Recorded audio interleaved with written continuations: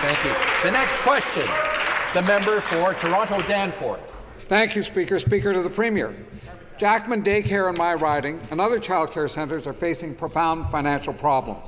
Frozen or falling provincial funding for childcare is causing centres to dip into the reserves to keep their doors open. Families cannot afford to lose childcare should centres go under or be plunged into crisis.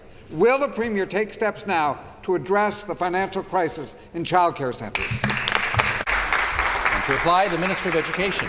Speaker, we have reduced fees by 50% for working families in Toronto and across Ontario. We are building 19,000 spaces in the City of Toronto, 86,000 across the province. We have increased funding for the childcare sector, the provincial level, of course, supported by federal investment. And together, we've been able to support our operators, all operators, which, of course, is an ideological difference of perspective from the Liberals and New Democrats, who would have omitted 30% of the sector, who are, God forbid, for-profit small business women who operate on small margins and profit. These are people who work hard in our communities. They deserve to have the full support of parliamentarians. That's why, Speaker, we stood up to the federal Liberal government for a better deal, for flexibility and support for all families in Ontario, and they should expect that our government will deliver more relief, more spaces, and stand up against Liberal bureaucratic response.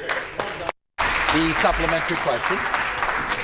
Well, Speaker, again to the Premier, we're hearing a lot of happy talk from the Minister about how wonderful things are in the childcare sector. But in reality, parents are facing the loss of childcare in this province. A disaster for them and for their children and for childcare centres. Will the Premier replace the failed provincial funding formula with one that works for childcare? Minister of Education.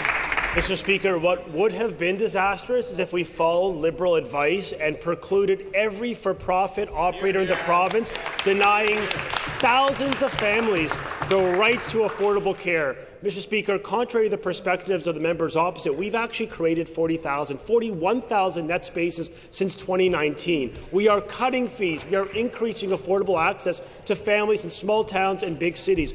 But what we don't agree with respect to the federal Liberal government, is that they should omit for-profit families. We believe, as progressive Conservatives, in respecting the choices of parents to raise their kids. We will stand up for flexibility, stand up for affordability, and keep building spaces for the people of this province.